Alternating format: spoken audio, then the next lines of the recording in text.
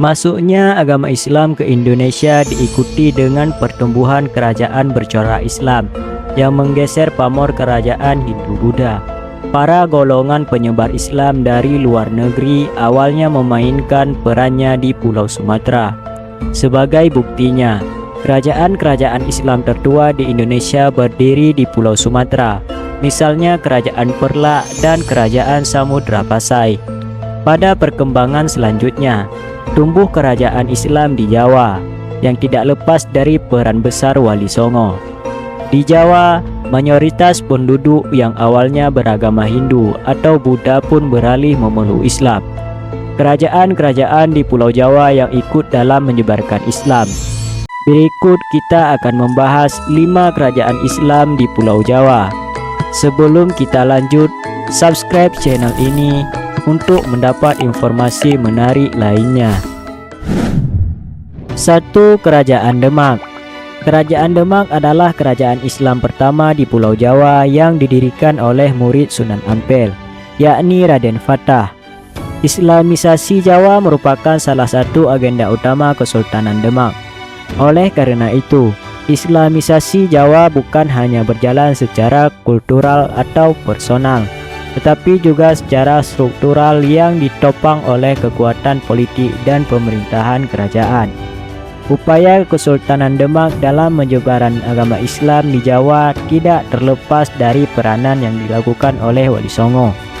Penyebaran Islam di wilayah kekuasaan Demak oleh Wali Songo dilakukan dengan beragam cara, misalnya melalui kesenian dan kebudayaan. Cara itu terbukti menjadi strategi yang efektif menarik simpati masyarakat dan mengajak mereka memeluk agama Islam tanpa melalui kekerasan. Di Jawa tercatat bahwa proses Islamisasi yang sangat intensif terjadi setelah Kerajaan Demak eksis. 2. Kerajaan Cirebon. Pendiri Kesultanan Cirebon adalah Walang Sungsang atau Pangeran Cakrabuana. Usai menunaikan ibadah haji, ia dikenal sebagai Haji Abdullah Iman dan tampil sebagai Raja Cirebon pertama yang aktif menyebarkan agama Islam kepada rakyatnya. Pertumbuhan dan perkembangan pesat dialami kerajaan ini saat diperintah oleh salah satu anggota Wali Songo, yakni Syarif Hidayatullah atau Sunan Gunung Jati pada tahun 1479 sampai 1568 Masehi. Di bawah kekuasaannya, Kesultanan Cirebon mengalami pertumbuhan pesat di bidang agama, politik maupun ekonomi. Sunan Gunung Jati menaklukkan daerah-daerah di Pulau Jawa untuk kepentingan politik dan menyebarkan ajaran Islam. Beberapa wilayah berhasil dikuasai adalah Banten dan Sunda Kelapa.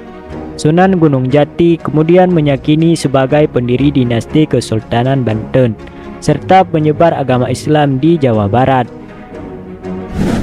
3. Kerajaan Banten. Sebelum berdiri Kerajaan Islam Banten, wilayahnya merupakan bagian dari Kerajaan Sunda di mana mayoritas masyarakatnya beragama Hindu dan Sunda wiwitan. Raja Kerajaan Banten yang pertama adalah Maulana Hasanuddin, yaitu putra dari Sunan Gunung Jati. Sejak Maulana Hasanuddin memerintah, kehidupan sosial masyarakat Banten pun secara berangsur-angsur berubah. Pengaruh Islam semakin kuat menyebar di masyarakat, bahkan hingga ke pedalaman. Masyarakat yang menolak pengaruh Islam dan memilih mempertahankan tradisi-tradisi serta kepercayaan lamanya, menyingkir ke pedalaman. Mereka inilah dikenal sebagai suku Baduy yang menganut kepercayaan Sunda wiwitan. 4. Kerajaan Pajang.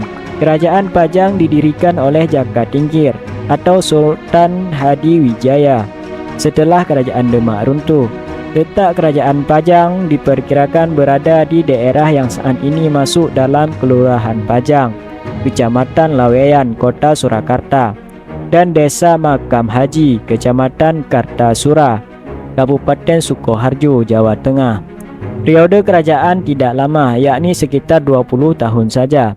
Kendati demikian, para pemimpin kerajaan ini mempunyai andil besar dalam penyebaran Islam di Jawa Tengah, khususnya di area Surakarta dan sekitarnya.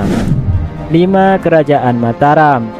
Kerajaan Mataram Islam merupakan salah satu kerajaan Islam terbesar yang pernah berdiri di Pulau Jawa. Meski kerajaan Mataram telah terpecah pada abad ke-18, pengaruhnya bagi masyarakat masih terasa hingga kini.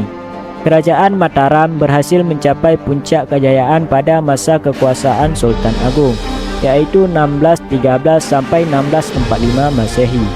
Sultan Agung dikenal sebagai raja yang besar perjuangannya dan melawan bangsa penjajah, dan mengeluarkan serangkaian kebijakan untuk memajukan kerajaannya dan menyebarkan agama Islam.